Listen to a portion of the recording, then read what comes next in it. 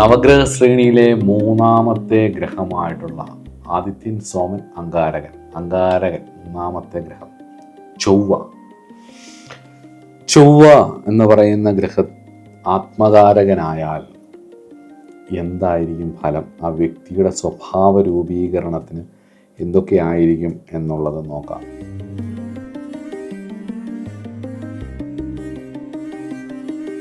ഞാൻ ഓരോ ഗ്രഹങ്ങളെക്കുറിച്ച് പറയുമ്പോഴും ആ ഗ്രഹങ്ങൾ തരുന്ന സൂചനകൾ ജാതകത്തിൽ നമ്മുടെ സ്വഭാവം നമ്മുടെ കർമ്മബലത്തിന് നേരെയുള്ള കണ്ണാടിയാണെന്നുള്ള കാര്യം മറന്നു പോകരുത്.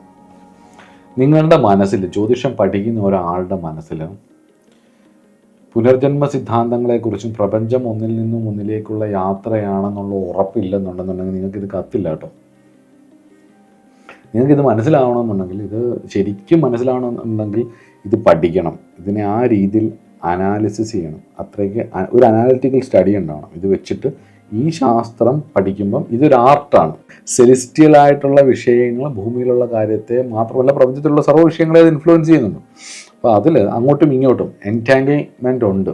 ഒരേ രീതിയിലുള്ള ഒരേ എനർജി വേവുകൾ എത്ര ലൈറ്റ് ഇയേഴ്സ് അപ്പുറത്താണെങ്കിൽ ഇപ്പുറത്തായാലും എൻറ്റാങ്കിൾ ചെയ്യും എന്നുള്ളത് ക്വാണ്ടം മെക്കാനിക്സ് പോലുള്ള ശാസ്ത്രശാഖകൾ പറയുന്നുണ്ട്. ഇനി അടുത്ത് മുന്നോട്ട് വരുന്ന ഒരുപാട് വർഷങ്ങളിൽ അതിൻ്റെ സാധ്യതകളെക്കുറിച്ച് കൂടുതൽ നമ്മൾ പഠിക്കുകയും ചെയ്യും. അപ്പോൾ ഇന്ന് പറയുന്ന ഒരു സോ കോൾഡ് ലോജിക്കൽ തിങ്കിങ് അല്ല നമ്മൾ വാസ്തവത്തിൽ അസ്ട്രോളജി പോലുള്ള വിഷയങ്ങൾ പഠിക്കുമ്പം വരുന്ന ആ സോ കോൾഡ് തിങ്കിങ് എങ്ങനെ ഉണ്ടാവുന്നു എന്നുള്ളത് അതൊരു ഒരു ഒരു ഒരു ഭാഗമാണ്, ഒരു രീതിയാണത്, ഒരു വിദ്യാഭ്യാസ ശൈലിയാണത്. നമ്മുടെ ബ്രെയിനിൻ്റെ ചിന്താരീതി പല രീതികൾക്കനുസരിച്ച് നമുക്ക് ആക്കാൻ പറ്റും. ഉദാഹരണത്തിന്, സ്വർഗം കിട്ടുമെന്ന് പറഞ്ഞിട്ട് പരസ്പരം വെടിവെച്ച് ചാവാനും ഒരാളെ കൊന്നു കഴിഞ്ഞാൽ എന്നിട്ട് സ്വയം മരിക്കപ്പെട്ട് കഴിഞ്ഞാൽ സ്വർഗത്തിൽ അവിടെ ചെന്ന് കഴിഞ്ഞാൽ പൂച്ചെണ്ടുകൾ കിട്ടുമെന്ന് പറഞ്ഞ് വിശ്വസിപ്പിക്കുന്നുണ്ട്. ഒരുപാട് പേര് അത് ചെയ്യുന്നുണ്ട്. അതുപോലെ തന്നെ സയൻറ്റിഫിക് ആയിട്ടുള്ള കാര്യങ്ങൾ മാത്രമാണ് 100% ശരി എന്ന് പറഞ്ഞ് വിശ്വസിപ്പിക്കുന്നുണ്ട്. ഇതെല്ലാം കേൾക്കണ്ടെന്നല്ല, പ്രപഞ്ചത്തിൽ എന്തുണ്ടോ അതെല്ലാം നമ്മൾ കേൾക്കണം. കേട്ടിട്ട് നമുക്ക് വേണ്ടത്, നമ്മുടെ ജീവിതത്തിലെ സന്തോഷത്തിന് എന്താ വേണ്ടത്, അത് ചൂസ് ചെയ്യാനുള്ള യുക്തി ഉണ്ടാക്കിയെടുക്കുക എന്നുള്ളതാണ് വാസ്തവത്തിൽ നമ്മുടെ ജീവിതാനുഭവം കൊണ്ടും ശ്രമം കൊണ്ടും പല കാര്യങ്ങളും നമ്മൾ നേടിയെടുക്കേണ്ടത്. അപ്പോൾ ഒന്നാമത്തേത്, നമ്മളിവിടെ ആത്മകാരഗ്രഹം പറയുമ്പോൾ നമുക്ക് എന്തൊക്കെയാണ്, ലൈഫ് ഒരു സൂപ്പർ മാർക്കറ്റ് പോലെയാണ്, അല്ലെങ്കിൽ ഒരു വലിയ മാള് പോലെയാണ്. നമുക്കെല്ലാം ഒന്നും വേണ്ട, അതിനകത്തുള്ളൂ പലതരത്തിലുള്ള ഓഫറുകൾ കാണാം. പക്ഷേ നമുക്ക് വേണ്ടത് മാത്രം പിക്ക് ചെയ്താൽ മതി, നമുക്ക് വേണ്ടത് മാത്രം എടുത്താൽ മതി. അപ്പോൾ ഒന്നൊന്നിനോട് കമ്പയർ ചെയ്യാതെ ഒന്നൊന്നിനേക്കാളും നല്ലതാണെന്ന് പറയാൻ നമുക്ക് വേണ്ടത് മാത്രം എടുത്ത് മുന്നോട്ട് പോവുക എന്നുള്ളതാണ്. സമയം വളരെ കുറച്ചേ ഉള്ളൂ ഒരു ലൈഫ് എന്ന് പറയുന്നത്, അതിൽ വേണ്ടത് മാത്രം മതി. അപ്പം ഇവിടെ നമ്മൾ ഇപ്പം സണ്ണെന്ന് പറയുന്ന ഗ്രഹം ആത്മകാരകനായാൽ പറയുന്ന ഗുണമോ ദോഷഫലങ്ങളോ ആയിരിക്കത്തില്ല ചന്ദ്രൻ ആത്മകാരകനാകുന്ന ഒരാൾക്ക്. അപ്പോൾ രണ്ടും കമ്പയർ ചെയ്യാൻ പറ്റില്ല. അതേപോലെ തന്നെയാണ് മാർസ് ആത്മകാരകനാകുമ്പം അതിൻ്റെ പ്രത്യേകത എന്ന് പറയുന്നത് ഒരു കറേജാണ്.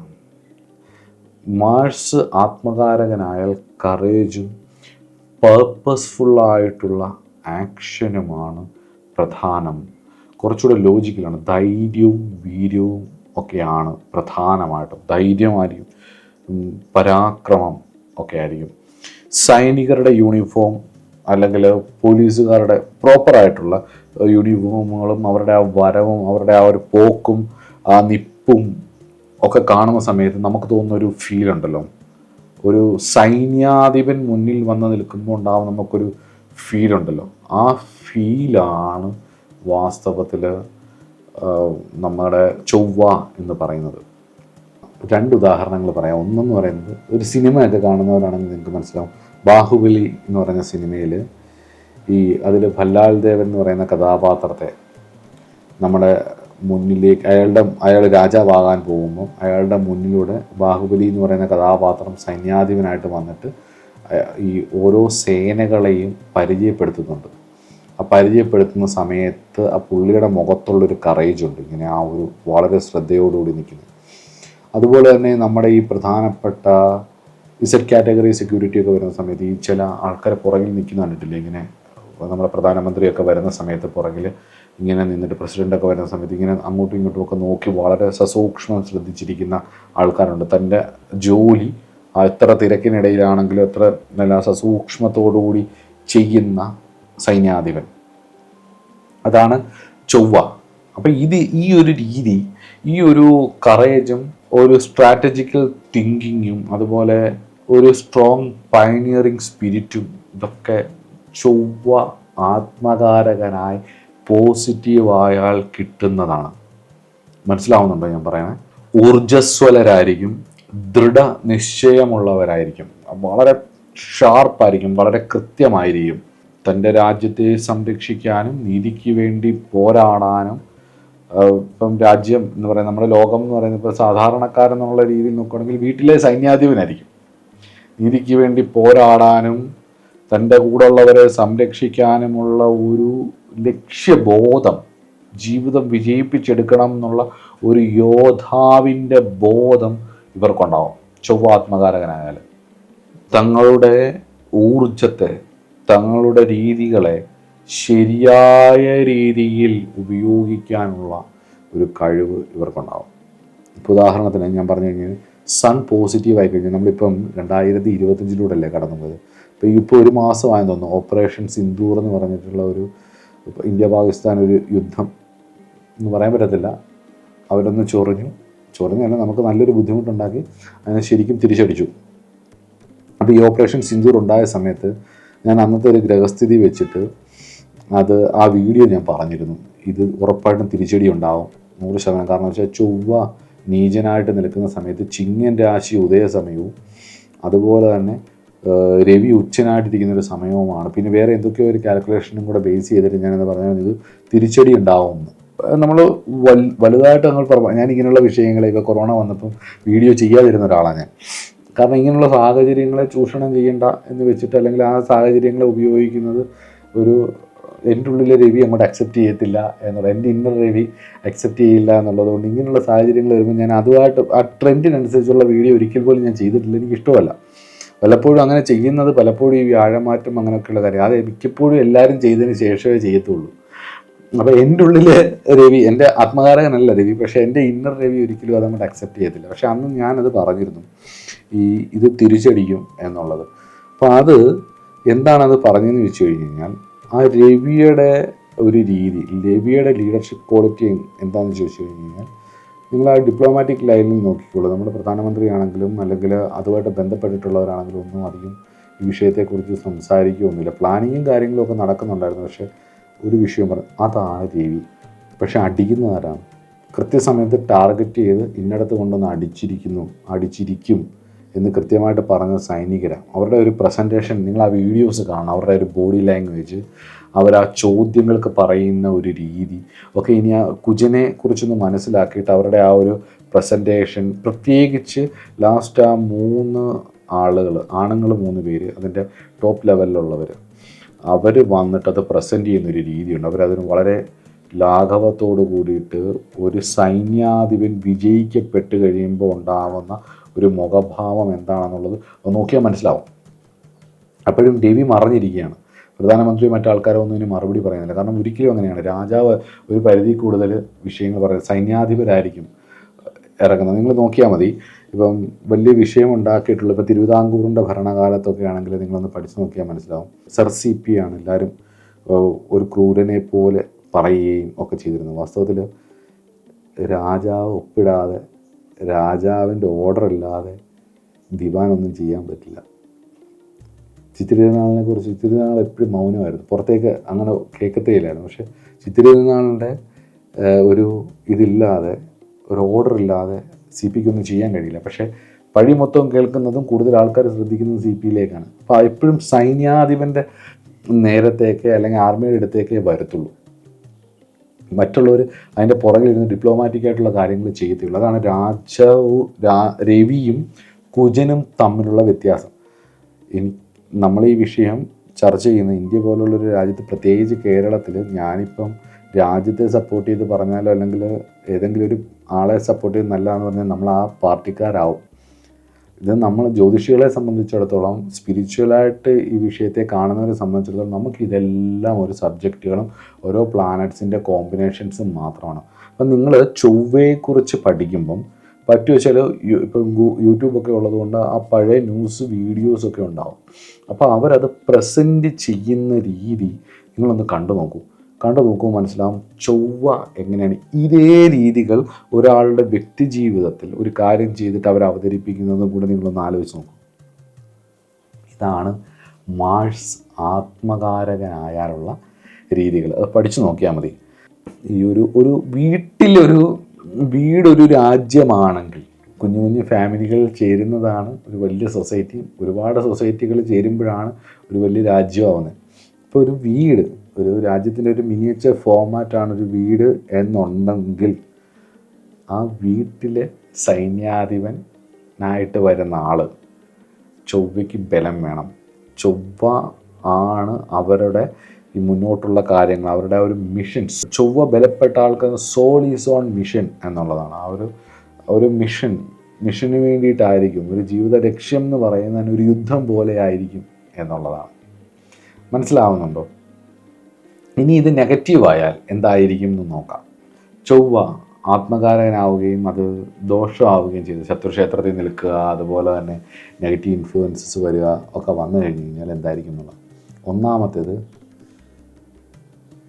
ഷോർട്ട് ടെമ്പേർഡ് ആയിരിക്കും, അല്ലെങ്കിൽ ഹോട്ട് ടെമ്പേർഡ് ആവും. പെട്ടെന്ന് ദേഷ്യം വരും, എടുത്ത് എന്തെങ്കിലും എറിയും, തല്ലിപ്പൊട്ടിക്കും, മേല് നോയിക്കാം, അങ്ങോട്ടും ഇങ്ങോട്ടും കലിപ്പ് കാരണം കലിപ്പ് മൂത്തിട്ട് മേല് നോയിക്കാം. കോപം, ധൈര്യം അതിനുണ്ടാവും, വീര്യം ഉണ്ടാവും, ദുർബുദ്ധികളുണ്ടാവും, എടുത്തിയാട്ടം ഉണ്ടാവും, ദേഷ്യം കൺട്രോൾ ചെയ്യാൻ പറ്റില്ല. പൊട്ടിത്തെറിക്കുന്നിടം വരെ അവർക്ക് തിരിച്ചടിക്കുന്നിടം വരെ, ഒരു വിഷയം ചൊറിഞ്ഞാൽ ഒരു അക്രമം ഉണ്ടായാൽ ആ തിരിച്ചടിക്കുന്നിടം വരെ ഒരു സമാധാനം ഉണ്ടാവില്ല. പരാക്രമ സ്വഭാവം ഉണ്ടാവും, ക്ഷമയില്ലായ്മ ഉണ്ടാവും, കലഹത്തിനുള്ള പ്രവണത, വീട്ടിലാണെന്നുണ്ടെങ്കിൽ വഴക്കിടാനുള്ള ഒരു ടെൻഡൻസി, കലഹത്തിനുള്ള ഒരു പ്രവണത ഇവർക്കുണ്ടാവും. അതുപോലെ തന്നെ മത്സരബുദ്ധി, എന്ത് വില കൊടുത്തും ഇത് ജയിക്കണം എന്നുള്ള മത്സരബുദ്ധി, നെഗറ്റീവായിട്ടുള്ള ചിന്ത, വിരോധാവസ്ഥ, ഉള്ളിൽ പകവെക്കുക, മറക്കാതിരിക്കുക, സമയം കിട്ടുമ്പം അവരോട് ശക്തമായിട്ട്. ചിലർക്കൊക്കെ ആണെങ്കിൽ ദേഷ്യം വരും. എല്ലാവരുടെയും ഉള്ളിൽ ഈ 9 ഗ്രഹങ്ങളുടെ ഇൻഫ്ലുവൻസ് ഉണ്ടാവും. ഇതിൻ്റെ ഒരു പെർമിറ്റേഷൻ കോമ്പിനേഷൻസ് ഉണ്ടാവില്ല. അപ്പം നമുക്ക് ദേഷ്യം ഉണ്ടാവും. അപ്പം എനിക്കും ചില കാര്യങ്ങൾ വരുമ്പോൾ നമുക്ക് ദേഷ്യം വരുമ്പം പക്ഷെ അതൊരു കാര്യം പറഞ്ഞു, അതിലൊരു ന്യായം കഴിഞ്ഞ് കഴിഞ്ഞാൽ അതൊരു സമയം കഴിഞ്ഞാൽ അത് കഴിഞ്ഞു. പക്ഷേ ചൊവ്വ ആത്മകാര ഗ്രഹമാവുകയും അത് നെഗറ്റീവ് ആവുകയും ചെയ്ത് കഴിഞ്ഞാൽ പക വെച്ച് പുലർത്തുവർ. വർഷങ്ങളോളം ഇവർ ആ പക വെച്ച് പുലർത്തും എന്നുള്ളതാണ്.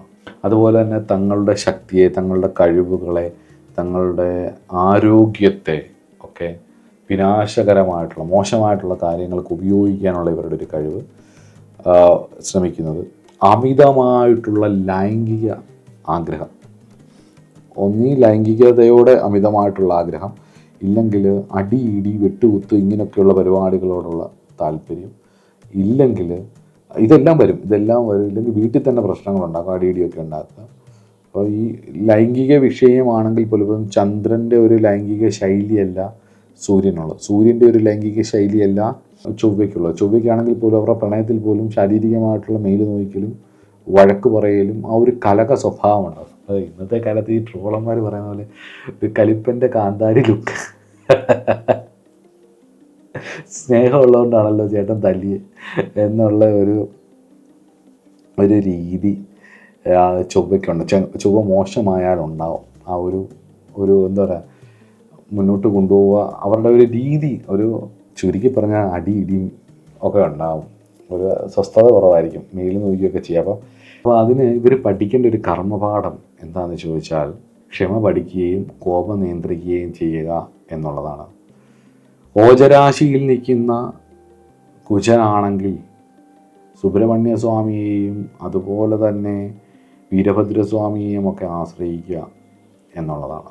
യുഗ്മരാശിയിൽ നിൽക്കുന്ന ചൊവ്വയാണെങ്കിൽ ഭദ്രകാളി, ചാമുണ്ഡി തുടങ്ങിയിട്ടുള്ള ദേവതകളെ ആശ്രയിക്കുക, രക്തചാമുണ്ഡി തുടങ്ങിയിട്ടുള്ള ദേവതകളെ ആശ്രയിക്കുക, ഉഗ്രദേവതകളെ ആശ്രയിക്കുക എന്നുള്ളതാണ്. അപ്പം അങ്ങനെയുള്ള ദേവതകളെ ആശ്രയിക്കുമ്പോൾ ഇവരുടെ ഉള്ളിലെ ആ ഒരു നെഗറ്റീവായിട്ടുള്ള രീതിയിൽ പോകാനുള്ള ടെൻഡൻസി കുറഞ്ഞ് ഒതുങ്ങും. ഇവരൊരു കാരണവശാലും ചൊവ്വ ആത്മകാരക ഗ്രഹമാവുന്ന ഒരു കാരണവശാലും ലഹരി പദാർത്ഥങ്ങളോ അതുപോലെ തന്നെ രാജസിക താമസിക ഭക്ഷണങ്ങളോ അമിതമായി കഴിക്കരുത്, ഉപയോഗിക്കരുത് എന്ന് വേണമെങ്കിൽ പറയാം. ചൊവ്വ ആത്മകാരക ഗ്രഹമായിട്ടുള്ള ആളുകൾ താമസിക ഭക്ഷണങ്ങൾ കഴിക്കാനുള്ള ടെൻഡൻസി കൂടും, കൂടുതലും റെഡ് മീറ്റുകളൊക്കെ കഴിക്കാനുള്ള സാധ്യത കൂടും. അതുപോലെ തന്നെ ലഹരി പദാർത്ഥങ്ങളും കഴിക്കണം. ഇവർ നെഗറ്റീവ്, അവരുടെ തോട്ട് പ്രോസസ്സേ നെഗറ്റീവായി പോകും. ഇവർക്കത് തൊട്ട് കഴിഞ്ഞാൽ ഇവർ ആ ഒരു നെഗറ്റീവ് ലെവലിലേക്ക് പോകും. ഇവരെ കൊണ്ട് വീട്ടിൽ വലിയ ബുദ്ധിമുട്ടായിരിക്കും. ബാക്കിയുള്ളവർക്കെല്ലാം ഇവരെ കാണുമ്പോൾ സ്നേഹമല്ല, ഒരു ഭയമാണ്. ഭയം വരുന്നൊരവസ്ഥയിലേക്ക് വരും. മനസ്സിലാവുന്നുണ്ടോ? അപ്പം ചൊവ്വ ആത്മകാരകമാവുന്ന പലരുടെയും ജീവിതം ഇതൊക്കെ കണ്ടായിരിക്കും. 7-ൽ ചൊവ്വ നിൽക്കുകയും അത് ആത്മകാരകനാവുകയും 8-ൽ ചൊവ്വ നിൽക്കുക അത് ആത്മകാരനാവുകയൊക്കെ ചെയ്തു കഴിഞ്ഞാൽ വിവാഹ ജീവിതം 100% പൊളിയാനുള്ള സാധ്യത. ഇതൊക്കെ ആയിരിക്കും ചിലപ്പോൾ ചൊവ്വാദോഷം എന്ന് പറയുന്ന ദോഷത്തിലേക്ക് ഇതിനെ കൊണ്ടുപോയതൊക്കെ.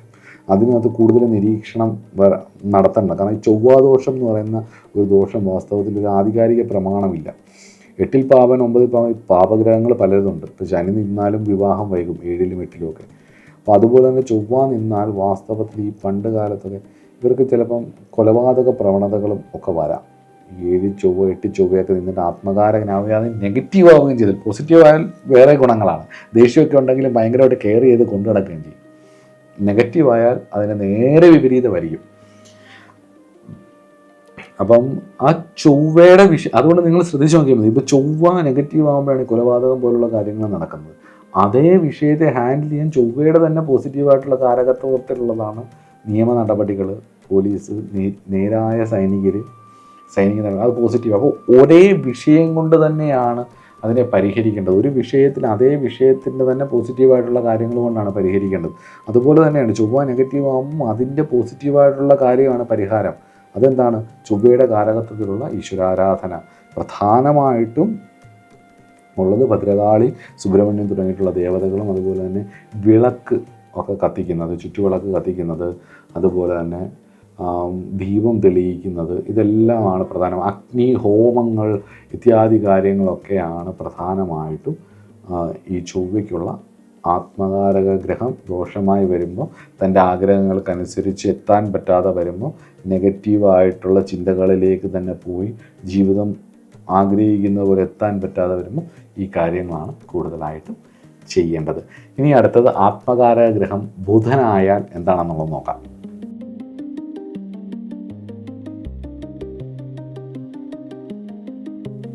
ബുധൻ ആത്മകാരക ഗ്രഹമായ എന്തായിരിക്കും ഫലം? എനിക്ക് നവഗ്രഹങ്ങളിൽ ഇപ്പോഴും നമ്മളെ പറ്റിച്ചുകൊണ്ടിരിക്കുന്ന ഒരു ഗ്രഹമാണ് ബുധൻ. ഓരോ ജാതകത്തിലും ബുധൻ പെരുമാറുന്നത് ഓരോ രീതിയിലാണ്. ജ്യോതിഷം പഠിച്ച് മുന്നോട്ട് പോയിക്കൊണ്ടിരുന്ന സമയത്ത് എനിക്ക് ആദ്യം ഏറ്റവും കൂടുതൽ കൺഫ്യൂഷൻസ്, കേരളീയ ആസ്ട്രോളജേഴ്സ് പലരും രാഹുകേതുക്കളെ ജാതകം നോക്കുമ്പോൾ എടുക്കാതിരിക്കും. ജാതക വിശകലനം തന്നെ കുറവാണ്, പ്രശ്നമാണ് മെയിൻ. കൂടുതലും ജാതകം നോക്കത്തില്ല. ആദ്യം ചെല്ലുവിടെ കവടി വരച്ച് ബാധ നോക്കി ഗുളികൻ്റെ സ്ഥലവും നോക്കി ഇതിന് പരിഹാരങ്ങളൊന്നും നിശ്ചയിക്കില്ല, കേരളത്തിലെ ഒരു രീതി. അപ്പോൾ ആദ്യകാലത്ത് നമ്മളതൊക്കെ പഠിച്ച് മുന്നോട്ട് പോയി അതിനുശേഷം ജാതകത്തിന് അതിപ്രാധാന്യമുണ്ടെന്നും ജാതകം മനസ്സിലാക്കിയ ശേഷമേ പ്രശ്നവിഷയത്തിലേക്ക് പോകാവൂ എന്നുള്ള എൻ്റെ ഗുരുപദേശവും, അതിനുവേണ്ടി നമ്മൾ ജാതകങ്ങൾ കൂടുതലായിട്ട് പഠിക്കാൻ പോകുമ്പം ഏറ്റവും കൂടുതൽ കൺഫ്യൂഷൻസ് ആണ് ഉണ്ടാക്കിയത് രാഹുകേതുക്കളാണ്. രാഹുകേതുക്കളെ പഠിച്ച് അല്ലെങ്കിൽ കുറച്ച് മുന്നോട്ട് പോകുന്ന സമയത്ത് എന്നെ ഏറ്റവും കൂടുതൽ അത്ഭുതപ്പെടുത്തിയതും ഇത്രത്തോളം ഡിഫറൻ്റ് ആയിട്ടുള്ള ഒരു പ്ലാനറ്റും മെർക്കുറിയെ പോലെ വേറെ ഇല്ല.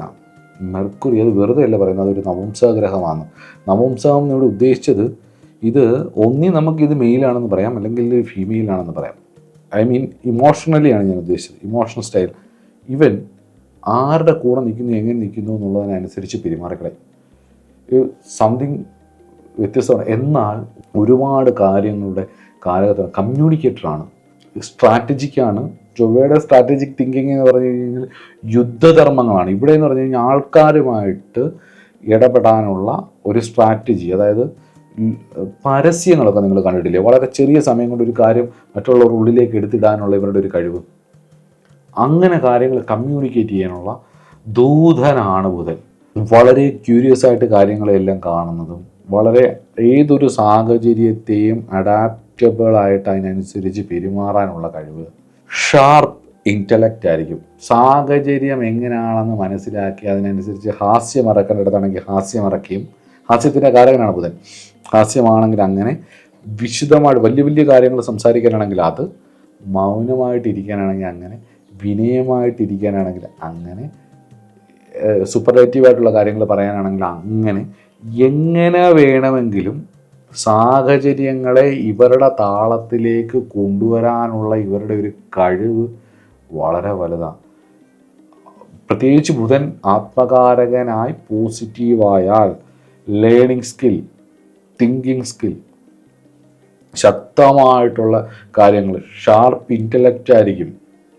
എഴുതാൻ, അധ്യാപനം നടത്താൻ, സെക്കൻഡ് ഓർഡർ നോളജുകൾ കൊണ്ടുവരാൻ, പ്രൊഫസർമാർ, ടീച്ചർമാർ, അതായത് സബ്ജക്റ്റുകൾ പഠിപ്പിക്കാൻ. ഞാൻ ഉദ്ദേശിച്ചതെന്ന് പറഞ്ഞു കഴിഞ്ഞാൽ ഒരു സബ്ജക്റ്റ് ഉണ്ടെങ്കിൽ നിങ്ങൾക്കൊരു ഇപ്പോൾ ഒരു സിലബസ് ഉണ്ട്. ഞാനൊരു അധ്യാപകനാണ്, ആ സിലബസിനെ അതിനുള്ളിൽ നിർത്തിക്കൊണ്ട് കുട്ടികൾക്ക് എന്താണ് വേണ്ടതെന്ന് മനസ്സിലാക്കിയിട്ട് ആ സിലബസിനുള്ളിൽ തൻ്റെ ജോലി വൃത്തിയായിട്ട് അവതരിപ്പിക്കാൻ കഴിയുന്ന അധ്യാപകന്മാർ. ആചാര്യൻ എന്ന് പറയാൻ പറ്റില്ല, ഗുരു എന്ന് പറയാൻ പറ്റില്ല. ഗുരു എന്ന് പറയണമെന്നുണ്ടെങ്കിൽ സിലബസിന് അപ്പുറമായിട്ടുള്ള വിഷയങ്ങളിൽ അവരെ കടത്തിവിടുന്നവരാണ്. ആ സിലബസിൽ പറയുന്നതൊക്കെ വേറൊരാളുടെ എക്സ്പീരിയൻസ് ആണെന്നും ഇത് നിങ്ങളുടെ മാർക്ക് മേടിക്കാൻ വേണ്ടിയിട്ടുള്ള കാര്യങ്ങൾ മാത്രമാണെന്നും ഇവിടം കൊണ്ട് മാത്രമല്ല നിങ്ങളുടെ ജീവിതം അവസാനിക്കുന്നതെന്നും പറഞ്ഞു കൊടുക്കാനും, മാർക്കിലല്ല കാര്യം, ഇതിനപ്പുറത്തേക്ക് വളരണമെന്ന് പറഞ്ഞു കൊടുക്കുന്ന ആളാണ് ഗുരു. ബുധൻ അങ്ങനെയല്ല. ബുധൻ നേരെ തിരിച്ചാണ്. കോമ്പറ്റീറ്റീവ് വേൾഡിനനുസരിച്ച് കാര്യങ്ങളെ ഹാൻഡിൽ ചെയ്യുന്ന ആളാണ് ബുധൻ. മാനേജറാണ് ബുധൻ. യുക്തിയിലൂടെയും അറിവിലൂടെയും സംസാരിക്കാനുള്ള കഴിവ്. കുറേ വിഷയങ്ങൾ പഠിച്ചു വെച്ചിട്ട് ഈ ന്യൂസ് ചാനലുകളിലൊക്കെ ഇരുന്ന് ആൾക്കാരെ പറയുന്നിട്ടില്ല. വാസ്തവത്തിൽ ഈ ഓരോ ന്യൂസ് ചാനലുകളും ഒരു കമ്മ്യൂണിക്കേഷനാണത്. അതുപോലെ സോഷ്യൽ മീഡിയ പ്ലാറ്റ്ഫോമുകളിൽ, അതുപോലെ തന്നെ ഓരോ ഇതിലും നമ്മളൊന്ന് ശ്രദ്ധിച്ചു നോക്കിയാൽ, വളരെ ഇരുന്ന് ഒബ്സർവ് ചെയ്ത് നോക്കിയാൽ, ഓരോ ന്യൂസ് ചാനലുകളുടെയും പുറകിൽ ഒരു പ്രൊപ്പഗൻഡ ഉണ്ടാവും. അവർക്ക് ഫണ്ട് ചെയ്യുന്നവരുടെ ആവശ്യം ഉണ്ടാവും. അതിനനുസരിച്ചാണ് അത് വർക്ക് ചെയ്യുന്നത്. അതുപോലെ തന്നെ സോഷ്യൽ മീഡിയ പ്ലാറ്റ്ഫോമുകളിൽ ഓരോ സോഷ്യൽ മീഡിയ ഇൻഫ്ലുവേഴ്സിനും അവരുടേതായ ഒരു സ്റ്റൈലുണ്ടാവും, അവരുടെ പ്രൊപ്പഗൻഡ ഉണ്ടാവും. അവരതായിരിക്കും അതിലൂടെ നമ്മളിലേക്ക് കൊണ്ടുവരാൻ ശ്രമിക്കുന്നത്. എല്ലാത്തിനും അങ്ങനെ. ഇപ്പം മരുന്നിൻ്റെ ഏരിയകളാണെങ്കിൽ അതിൽ കൂടുതൽ പ്രാധാന്യം അവർ കൊടുക്കും. അങ്ങനെ ഓരോന്നിനും ഒരു പ്രൊപ്പഗൻഡ ഉണ്ടാവും. അത് ബേസ് ചെയ്തിട്ട് അവരൊരു അജണ്ട ബേസ് ചെയ്തിട്ടായിരിക്കും ഇതെല്ലാം നമ്മളിലേക്ക് എത്തിക്കുന്നത്. ഇത്രയും ക്യാച്ചിയായി അവർക്ക് നമ്മളിലേക്ക് എത്തിക്കാൻ കഴിയുന്നു, അതിനനുസരിച്ചായിരിക്കും. ഇപ്പോൾ ഉദാഹരണത്തിന് അസ്ട്രോളജി ആണെങ്കിൽ പോലും, ഇപ്പോൾ ആസ്ട്രോളജിയുടെ ആപ്പുണ്ട്, ഒരുപാട് ആപ്ലിക്കേഷൻസ് ഉണ്ട്. ഇപ്പോൾ എന്നെയൊക്കെ വിളിച്ച് ചോദിച്ചിട്ടുണ്ട്, നിങ്ങൾ ഇതിലേക്ക് വരുന്നുണ്ടെങ്കിൽ ഇത്ര രൂപ കമ്മീഷൻ തരാമെന്നത്. പക്ഷേ നമുക്ക് അതിനുള്ള സമയമില്ലാത്തതുകൊണ്ടും ഞാൻ ആ രീതിയിൽ പോകാത്ത ആളായതുകൊണ്ടും അതിനും താല്പര്യം ഇല്ലാത്തത് കൊണ്ടും കൂടുതൽ എനിക്ക് ക്ലാസ്സുകളോടും ഇങ്ങനെയുള്ള കാര്യങ്ങളോടും ഒക്കെയാണ് താല്പര്യം എന്നുള്ളത് കൊണ്ടും ഇപ്പം കൺസൾട്ടേഷൻ ആണെങ്കിൽ പോലും ഈ റിസർച്ചും കാര്യങ്ങളും കൃത്യമായിട്ട് പഠിക്കണമെങ്കിൽ വീട്ടിലെയും ചുറ്റുപാടിലെയും കാര്യം നോക്കിയില്ലെങ്കിൽ ഇടി ഉറപ്പാണ്. അപ്പോൾ അത് കൃത്യമായിട്ട് കൊണ്ടുപോകണമെങ്കിൽ കുറച്ച് കൺസൾട്ടേഷൻ എടുത്താലേ വരും. ഇപ്പോൾ കൺസൾട്ടേഷൻ ആയിരിക്കത്തില്ല മെയിൻലി ഫോക്കസ്ഡ് ആവുന്നത്, വ്യാഴം ബലപ്പെട്ടാൽ.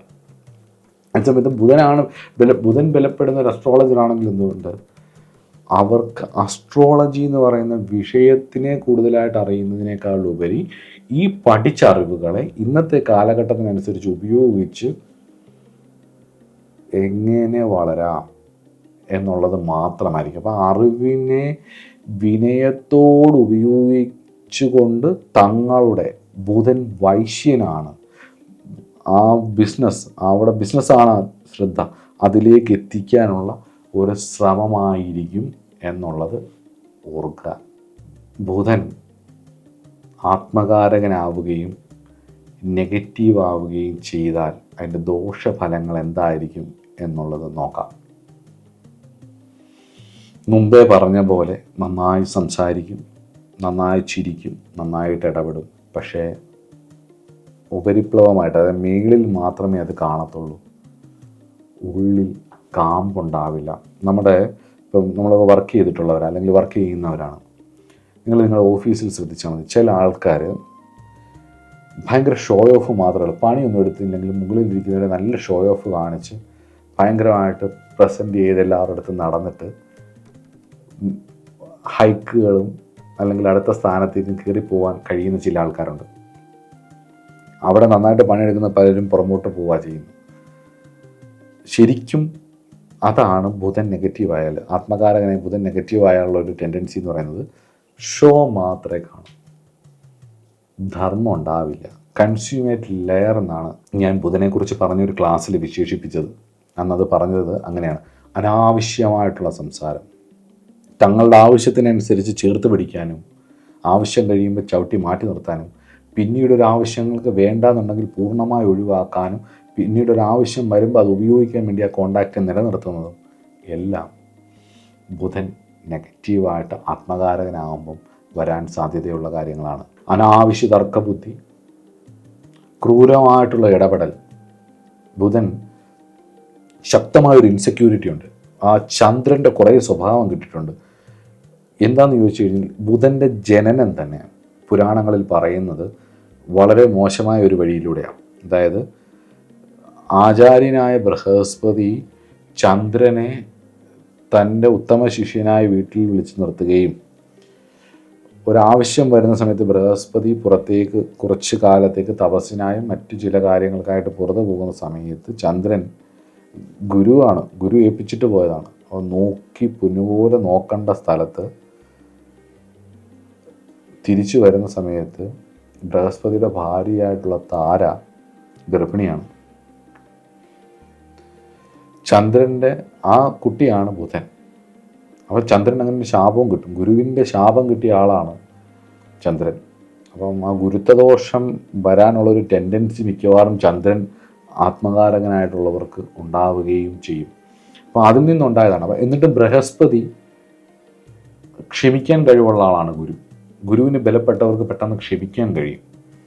ഉള്ളിൽ അതുണ്ടാവും, എന്നാൽ പോലും ക്ഷമിക്കാൻ കഴിയും. അപ്പം ബൃഹസ്പതിയുടെ താരയുടെ ഉണ്ടായ കുട്ടിയാണെന്ന് ദേവസഹസ് മൊത്തം അറിയാം ബുധനെ. അതുകൊണ്ട് തന്നെ ബുധൻ ഓരോ സാഹചര്യങ്ങൾക്കനുസരിച്ചും ഇടപെടേണ്ടിടത്തവർക്ക് അറിവ് കൊണ്ടും കമ്മ്യൂണിക്കേഷൻ സ്കില്ല് കൊണ്ടും ഹാസ്യം പറയുന്നിടത്ത് ഹാസ്യം പറഞ്ഞും എൻ്റർടൈൻ ചെയ്യേണ്ടിടത്ത് എൻ്റർടൈൻ ചെയ്തും ഒക്കെ മുന്നോട്ട് പോവുമെങ്കിലും തൻ്റെ ഉള്ളിൽ തൻ്റെ ജനനം വളരെ മോശമായിട്ടാണ് ഉണ്ടായതെന്നും ആ ഒരു വിഷയം എല്ലാവരും അറിയാമെന്നുള്ള ഒരു ഇൻസെക്യൂരിറ്റി ബുധൻ എപ്പോഴും വെച്ച് പുലർത്തുന്നുണ്ട്. അത് ആ പുരാണ കഥകൾ വായിച്ചാൽ നിങ്ങൾക്ക് മനസ്സിലാവും. പുരാണ കഥകൾ ഡീകോഡ് ചെയ്യണം. നവഗ്രഹങ്ങളെക്കുറിച്ചുള്ള പുരാണ കഥകൾ നിങ്ങൾ ഡീകോഡ് ചെയ്ത് കഴിഞ്ഞാൽ ഇതുപോലുള്ള ഒരുപാട് സൈക്കോളജിക്കലായിട്ടുള്ള കാര്യങ്ങൾ കിട്ടും. അപ്പം ബുധൻ അനുഭവിക്കുന്ന ഒരു മാനസിക പിരിമുറുക്കമുണ്ട് പല സ്ഥലങ്ങളിലും. ആ പിരിമുറുക്കത്തെ ഓവർകം ചെയ്യാൻ വേണ്ടിയിട്ടാണ് പുള്ളി പല ടൂളുകളും ഉപയോഗിക്കുന്നത്. അനാവശ്യമായിട്ടുള്ള തർക്കങ്ങൾ, അനാവശ്യ സംസാരം, തങ്ങളുടെ സംസാരശേഷിയെയും അറിവിനെയും മറ്റുള്ളവരെ കബളിപ്പിക്കാനായിട്ട് ഉപയോഗിക്കുന്ന രീതി, അത് ചിലപ്പോൾ സ്നേഹം കൊണ്ടായിരിക്കാം, ചിലപ്പോൾ ദാസിനെ പോലെ നിന്നായിരിക്കാം, ചിലപ്പോൾ ചേർത്ത് പിടിച്ചിട്ടായിരിക്കാം, ചിലപ്പം അവർ തനിക്കെതിരെ നിൽക്കുന്ന ആളിന് എന്താണ് വേണ്ടത് എന്ന് മനസ്സിലാക്കിയിട്ട് അതിട്ട് കൊടുത്ത് കൃത്യമായിട്ട് യൂട്ടിലൈസ് ചെയ്യുന്ന രീതി. That's mercury. അതാണ് മെർക്കുറിയുടെ ഒരു ഇത്. മെർക്കുറി എന്ന് പറയുന്നത് സെക്കൻഡ് ഓർഡർ നോളജ് ആണ്. തർക്കവിഷയം തർക്കിക്കുന്നത് മെർക്കുറിയാണ്. നോളജ് വെച്ച് യുക്തി വെച്ച് തർക്കിക്കുന്നത്. നമ്മളതുകൊണ്ട് ന്യൂസ് ചാനലുകളൊക്കെ കാണുമ്പോൾ കമ്മ്യൂണിക്കേഷൻ്റെ ഒരു മെയിൻ ഇതാണ്. എന്തിനും ഏതൊരു സബ്ജക്റ്റിനും അതാത് ദേശകാലങ്ങൾക്കനുസരിച്ച് ഒരു ലിമിറ്റേഷനുണ്ട്. അപ്പം ആ കാലഘട്ടത്തിൽ ജീവിക്കുന്ന ആൾക്കാരുടെ യുക്തിക്കനുസരിച്ച് ഇതിന് മറുവാദങ്ങൾ പറയുന്ന ആൾ, ആ മറുവാദങ്ങൾ പറയാൻ കഴിവുള്ള ആളാണ് വിജയിക്കുന്നത്. രണ്ട് വിഷയങ്ങൾ തമ്മിൽ തർക്കമുണ്ടാകുമ്പോൾ ഒരു വിഷയം മോശമാവുന്നതുകൊണ്ടല്ല മറ്റൊരാൾ ജയിക്കുന്നത്. അത് ഓർത്ത് വെക്കണം എപ്പോഴും. ഈ മോശമാവുന്ന ആളിന് തർക്കിച്ച വിഷയത്തിൽ അഗാധമായിട്ടുള്ള അറിവും പാണ്ഡിത്യവും ഇല്ലാത്തതും അത് പ്രസൻറ്റ് ചെയ്യാനുള്ള കഴിവ് കുറഞ്ഞു പോകുന്നതുമാണ് അയാൾ പരാജയപ്പെടുന്നത്. അതേസമയത്ത് വിജയിച്ച ആളിന് ഈ വിഷയത്തിലുള്ള ലോജിക്കലി അവിടെ ആൾക്കാരുടെ മനസ്സിനെ എങ്ങനെ പിടിച്ചിരുത്തണം, എങ്ങനെ നിർത്തണമെന്ന് അറിഞ്ഞുകൊണ്ട് പ്രസൻറ്റ് ചെയ്യുമ്പം തൻ്റെ മുന്നേ ഇരിക്കുന്ന ആളിനെ എന്തൊക്കെ പറഞ്ഞാൽ പരാജയപ്പെടുന്ന ആ വിഷയത്തിൻ്റെ പരിമിതികളെ കണ്ടെത്തി ആ വിഷയം മാത്രം അതിൻ്റെ ഇപ്പോൾ തർക്കിക്കാനിരിക്കുമ്പോൾ നല്ലതല്ലല്ലോ പറയുന്നത്. അതിനെക്കുറിച്ച് പഠിച്ചിട്ട് അതിൻ്റെ പരിമിതികളെ കണ്ടെത്തിയിട്ട് ആ പരിമിതിയെക്കുറിച്ച് മാത്രം പറഞ്ഞാൽ എതിരേക്കുന്ന ആൾ തോറ്റു. ഇങ്ങനെയാണ് തർക്കങ്ങൾ നടക്കുന്നത്. എന്നിട്ട് അതിൽ നമ്മൾ നമുക്കിഷ്ടമുള്ളത് സ്വീകരിക്കുന്നു എന്നുള്ളതേ ഉള്ളൂ. വാസ്തവത്തിൽ അത് ബുധനാണ്, ദൂതനാണ്. ഇവർ വിജയിക്കാൻ എന്ത് ചെയ്യണം എന്നുള്ളതാണ്. ഇവർ റിലേഷൻഷിപ്പിൽ പലപ്പോഴും ബുധൻ റിലേഷൻഷിപ്പിൽ പരാജയപ്പെടും. ബുധൻ്റെ രീതികൾക്കനുസരിച്ച് ഭയങ്കര സ്നേഹമായിരിക്കും. നമ്മളിപ്പോൾ ട്രോമ ബോണ്ടിങ് എന്നൊക്കെ പറയുന്ന ഒരു രീതികൾ ഇപ്പോൾ റിലേഷൻഷിപ്പിനെ കുറിച്ച് ആൾക്കാർ പറയുന്നുണ്ട്, സൈക്കോളജിസ്റ്റുകളൊക്കെ പറയുന്നുണ്ട്. റിലേഷൻഷിപ്പിനെ ഹീൽ ചെയ്യുന്ന സൈക്കോളജിസ്റ്റുകളൊക്കെ പറയുന്ന പല കാര്യങ്ങളിൽ ഇപ്പോൾ ഒരുപാട് ഷിപ്പുകളുള്ള കാലമാണ്. അപ്പോൾ അതിൽ റിലേഷൻഷിപ്പുകളിൽ അനവധി റിലേഷൻഷിപ്പുകൾ പല സ്റ്റൈലുകളുള്ള കാര്യമാണ്. ഒന്നുമില്ല, ഇതിനെല്ലാം ആകെ കൂടി ചേർത്തൊരൊറ്റ വേടയുള്ളത് പറയാം. പക്ഷേ ഈ ഇതിനെക്കുറിച്ച് ട്രോമ ബോണ്ടിങ് എന്ന് പറഞ്ഞൊരു കാര്യം സൈക്കോളജിസ്റ്റുകൾ പറയുന്നുണ്ട്. അതായത് ഈ ഒരുപാട് സ്നേഹം കൊണ്ട് ആദ്യം കോരിയിട്ട് തങ്ങളിലേക്ക് വലിച്ചടുപ്പിച്ച് നിർത്തി കഴിയുമ്പോൾ, തങ്ങളുടേതായി കഴിയുമ്പോൾ, തങ്ങളുടെ ആവശ്യങ്ങൾ നടന്നു എന്ന് കഴിയുമ്പോൾ അതിനോടൊരു താല്പര്യമില്ലാത്തതും ചവിട്ടി നിർത്തുന്നതുമായിട്ടുള്ളൊരു രീതി, അത് വാസ്തവത്തിൽ മെർക്കുറി നെഗറ്റീവ് ആകുമ്പോഴാണ് വരുന്നത്. മെർക്കുറിയൻ ക്യാരക്ടറിസ്റ്റിക്സ് ആണത്. അത് നെഗറ്റീവ് ആകുമ്പോഴാണ് വരുന്നത്. മെർക്കുറി എന്ന് പറയുന്ന പ്ലാനറ്റ് എന്താണ്? അത് കൺസ്യൂമേറ്റ് ലെയർ ആവുമ്പം കമ്മ്യൂണിക്കേഷൻ വഴി പറ്റിക്കപ്പെടും എന്നുള്ളതാണ്. റിലേഷൻഷിപ്പിലൊക്കെ ഇവർക്ക് വലിയ പരാജയങ്ങൾ വരാനുള്ള സാധ്യതകളുണ്ട്. പക്ഷേ ഇവർ തേച്ചൊക്കെ നിൽക്കും.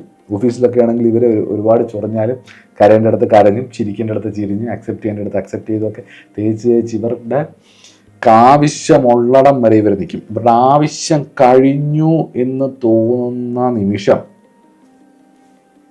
അത്രയും നാളത്തെ വിനിയം എല്ലാം കഴിഞ്ഞ് ഇങ്ങനെ പൂ പറിക്കുന്ന ലാഘവം എന്ന് പറഞ്ഞാൽ കുറച്ചുകൂടെ പാടുണ്ട്. അതിൽ നല്ലത് പഴത്തിൽ സൂചി കുത്തുക എന്നുള്ളതാണ്. പഴത്തിൽ സൂചി കുത്തുന്ന പോലെ ആ വിഷയത്തെ എടുത്ത് കളഞ്ഞ് ഒരു കൺസിഡറേഷനും കൊടുക്കാതെ വന്ന വഴികളെക്കുറിച്ച് ഒന്നും ഓർക്കാതെ അവർ മുന്നോട്ട് പോവുകയും ചെയ്യും. ഇതാണ് പഠിക്കേണ്ടത്. രണ്ട് എക്സ്ട്രീമാണ്. സരസ്വതി ദേവിയെ ചിന്തിക്കുന്നത് ബുധനെ കൊണ്ടാണ്. ശ്രീകൃഷ്ണ പരമാത്മാവിനെ, അതായത് നമ്മുടെ വിഷ്ണു അവതാരങ്ങളെ ചിന്തിക്കുന്നത് ബുധനെ കൊണ്ടാണ്. അപ്പം ബുധൻ ബലപ്പെടുകയാണെങ്കിൽ, ഓജരാശിയിൽ നിൽക്കുകയാണെങ്കിൽ നിങ്ങൾ വിഷ്ണു അവതാരങ്ങളെ ആശ്രയിക്കുക, വിഷ്ണു ഭഗവാനെ ആശ്രയിക്കുക, വിഷ്ണു അവതാരങ്ങളെ ആശ്രയിക്കുക. അതുപോലെ സുദർശനമൂർത്തിയൊക്കെ ആശ്രയിക്കുക. സുദർശനമൂർത്തിയുടെ പ്രതിഷ്ഠയുള്ള ക്ഷേത്രങ്ങളൊക്കെ ഉണ്ട്. ഇപ്പം ഒരുപാട് സ്ഥലങ്ങളിലാണ്. അവിടെയൊക്കെ പോയി തൊഴുക, പ്രാർത്ഥിക്കുക. സുദർശന പുഷ്പാഞ്ജലിയും സുദർശന ഹോമമൊക്കെ കഴിച്ച് വിഷ്ണു സഹസ്രനാമ ജപവും ഒക്കെ വളരെ വിശേഷമാണ്. അതിനൊക്കെ പാരായണങ്ങൾ, ബുധൻ്റെ പ്രീതിക്ക് ഏറ്റവും നല്ലത് പാരായണങ്ങളാണ്. ഗ്രന്ഥപാരായണങ്ങൾ, പ്രത്യേകിച്ച് പുരാണ പാരായണങ്ങൾ, നാമജപങ്ങൾ, ശബ്ദം പുറത്തേക്ക് വരുന്നത്. അതായത് ബുധൻ അങ്ങനെയാണ്. അത് പഠിക്കുകയും, നാരായണീയം പഠിക്കുന്നവരുണ്ട്, ഭാഗവതം പഠിക്കുന്നവരുണ്ട്, ഗീത പഠിക്കുന്നവരുണ്ട്. അതിനെ കൂടുതലായിട്ട് ജപിക്കുകയും പാരായണം ചെയ്യുന്നതുമൊക്കെ വാക്ക് അധിപനായിരിക്കുന്ന ബുധൻ അനുഗ്രഹിക്കും. അതുപോലെ തന്നെ ബുധൻ യുഗ്മരാശിയിൽ നിന്ന് കഴിഞ്ഞ് കഴിഞ്ഞാൽ സരസ്വതീ ദേവിയെയും അതുപോലെ വിദ്യയുടെ ദേവതകളെ എല്ലാം ആശ്രയിക്കുന്നത് നല്ലതാണ്. ചില ആൾക്കാർ ബ്രഹ്മദേവൻ്റെ പത്നിയായതുകൊണ്ട് സരസ്വതിയെ ശുക്രനെ കൊണ്ട് ചിന്തിക്കണം എന്നൊക്കെ ചില ഗ്രന്ഥങ്ങളിൽ കാണാം, നോർത്ത് ഇന്ത്യൻ ഗ്രന്ഥങ്ങളിൽ. പക്ഷേ കേരളത്തിൽ കൂടുതലും ബുധനെ കൊണ്ട് തന്നെയാണ് സരസ്വതിയെയും ചിന്തിക്കുന്നത് എന്നുള്ളത് കൊണ്ട് തന്നെ സരസ്വതീ ദേവിയെ ആശ്രയിക്കുക. ഞാനിപ്പോൾ പറഞ്ഞ പാരായണവും പ്രാർത്ഥനകളും എഴുത്തും നാമജപങ്ങളും ഒക്കെ ഈ ബുധനാണ്. അതുകൊണ്ട് തന്നെ ബുധനെ പ്രീതിപ്പെടുത്താൻ ബുധൻ്റെ രീതികൾക്കനുസരിച്ച്, നിങ്ങൾക്ക് ആത്മകാരകൻ ബുധനാണെങ്കിൽ ആ ബുധൻ്റെ രീതിക്കനുസരിച്ച് ഈ സോളിൻ്റെ ജേർണി പൂർത്തിയാക്കാൻ വേണ്ടിയിട്ട്, ആ സോളിൻ്റെ എന്തൊരു കാര്യം കിട്ടിയാലാണോ നമുക്ക് തൃപ്തിയാവുന്നത് അതിൻ്റെ പോസിറ്റീവ് അതിലേക്ക് യാത്ര ചെയ്യുമ്പോൾ അതിൻ്റെ ഏറ്റവും ഉത്തമമായ വഴിയിലേക്ക് യാത്ര ചെയ്യാനുള്ള ഭാഗ്യം ഉണ്ടാവാൻ വേണ്ടിയിട്ട് ആ ആത്മകാരകനായിരിക്കുന്ന ഗ്രഹത്തിൻ്റെ അതിദേവതയ്ക്ക് പറഞ്ഞിട്ടുള്ള രീതികളിൽ ഈശ്വരനെ ആശ്രയിക്കുന്നത് വളരെ നന്നായിരിക്കും. എൻ്റെ ഒരു വിശ്വാസം എന്ന് പറയുന്നത് ഈശ്വരനാണ് അൾട്ടിമേറ്റ്. എന്തൊരു പദ്ധതിയിലൂടെ പോയാലും, എന്തൊരു വിദ്യ പഠിച്ചാലും നമ്മുടെ ആന്തരികമായിട്ടുള്ളൊരു പരിവർത്തനം നമുക്കുണ്ടാവുകയും നമ്മുടെ ഉള്ളിലെ ഈശ്വരബോധം തെളിയുകയും ചെയ്താൽ മാത്രമാണ് ഈ പഠിച്ച അറിവൊക്കെ നമുക്ക് ഉപയോഗിക്കാൻ കഴിയൂ എന്നുള്ളത് ആണ് എൻ്റെ വിശ്വാസം. അപ്പോൾ നിങ്ങൾക്ക് ആ വിശ്വാസത്തെ സ്വീകരിക്കാൻ പറ്റുമെങ്കിൽ അത് സ്വീകരിച്ചുകൊണ്ട് ഈ പറഞ്ഞ പോലെ മുന്നോട്ട് പോവുക. യുക്തിയിലൂടെയും അറിവിലൂടെയും ലോകത്തെ മനസ്സിലാക്കാൻ സാധിക്കുന്ന ഒരു പ്ലാനറ്റാണ് ബുധൻ. അത്രയും നല്ല രീതിയിൽ ഉപയോഗിച്ചാൽ അതിനനുസരിച്ച് നിൽക്കാം. ബുധൻ ആത്മകാരകനായിട്ടുള്ള ആൾക്കാരോട് എനിക്ക് പറയാനുള്ള ഒറ്റ കാര്യമാണ്, നിങ്ങൾക്ക് ഒരേ സമയം തന്നെ ഗതാധാരിയായ പുരുഷനും വീണ വായിക്കുന്ന സ്ത്രീയാവാനും പറ്റും. ഒരേ സമയം തന്നെ ദിശയറിയാതെ തോണിയിലൂടെ യാത്ര ചെയ്യുന്നവരാവാനും പറ്റും. ഒരേ സമയം തന്നെ നിങ്ങൾക്ക് കമ്മ്യൂണിക്കേറ്റർ ആവാനും പറ്റും. അതേപോലെ തന്നെ ധൈര്യവാനും ആവാനും പറ്റും. അതേപോലെ തന്നെ ബുദ്ധിമാനും ആവാനും പറ്റും. അതേപോലെ തന്നെ നിങ്ങൾക്ക് ലക്ഷ്യമില്ലാതെ അലയാനും പറ്റും. കടങ്ങളും വിഷയങ്ങളും ഒക്കെ വരുത്തി വെക്കാനും പറ്റും. ഇതെല്ലാം കഴിയുന്ന ഒരാളാണ് ബുധൻ. ഇവിടെ ആരോടെ എങ്ങനെ നിൽക്കുന്നു അതിനനുസരിച്ചാണ് അവൻ്റെ സ്വഭാവം എന്ന് ആചാര്യന്മാർ എടുത്തെടുത്തെടുത്ത് പറയുന്നുണ്ട്. പ്രാചീന ഗ്രന്ഥങ്ങളിലെല്ലാം പറയുന്നുണ്ട് ബുധൻ ആരുടെ കൂടെ നിൽക്കുന്നു അതാ ബുധൻ്റെ സ്വഭാവം എന്നുള്ളത്. അപ്പം ഈ ബുധൻ്റെ ഒരു ബേസിക് നേച്ചറുണ്ടല്ലോ, ഈ കമ്മ്യൂണിക്കേഷൻ കഴിവുകൾ അല്ലെങ്കിൽ ആ ഒരു തമാശ, അത് ആരുടെ കൂടെ നിൽക്കുന്നു അവരുടെ സ്വഭാവമായിട്ട് ചേർന്ന് ആ രീതിക്കനുസരിച്ച് മാറ്റിയെടുക്കാനുള്ള ഒരു കഴിവ് ഇവർക്കുണ്ട്. അതുകൊണ്ട് യുക്തിയിലൂടെയും അറിവിലൂടെയും ലോകത്തെ മനസ്സിലാക്കുക എന്നുള്ളതാണ് ബുധൻ ആത്മകാരകനായവരുടെ ലക്ഷ്യം. അപ്പം അതിനെ നല്ല രീതിയിൽ ഉപയോഗിക്കുകയും നല്ല രീതിയിൽ മുന്നോട്ട് പോവുകയും ചെയ്താൽ അടുത്ത തലമുറകൾ ബഹുമാനിക്കുന്ന ഉത്തമരായിട്ടുള്ള വ്യക്തികളാവുകയും കൂട്ടത്തിലുള്ളവർ തന്നെ റെസ്പെക്റ്റ് ചെയ്യുന്ന കുറേ അറിവുകളുള്ള ഒരാളായി മാറുകയും ചെയ്യും. നെഗറ്റീവായിട്ട് പറഞ്ഞു കഴിഞ്ഞാൽ ഇതെല്ലാം ഉണ്ടെങ്കിലും കുറേ ചൈൽഡിഷ് സ്വഭാവങ്ങൾ ഇവർക്കുണ്ടാവും. തൽനിമിത്തം നമ്മളെല്ലാം പറയും ഇത്രയൊക്കെ അറിവുണ്ടെന്ന് പറഞ്ഞിട്ടും കാര്യമില്ല, വിശ്വസിക്കാൻ കൊള്ളില്ല എന്ന് പറയുന്ന ഒരവസ്ഥയിലേക്ക്, വെടക്കാണ് എന്നുള്ളൊരവസ്ഥയിലേക്ക് സ്വഭാവം കൊണ്ടുവന്ന് എത്തിക്കുകയും ചെയ്യും. ഇതാണ് എനിക്ക് പറയാനുള്ളത്. അപ്പം 4 ഗ്രഹങ്ങളായി, ആദിത്യനായി, സോമനായി, അംഗാരകനായി, ബുധനായി. ഇനി ബൃഹസ്പതിയെയും ശുക്രനെയും നമുക്ക് അടുത്ത ക്ലാസ്സിൽ പഠിക്കാം. അടുത്തൊരു അധ്യായവുമായിട്ട് കാണാം. ചെയ്തു.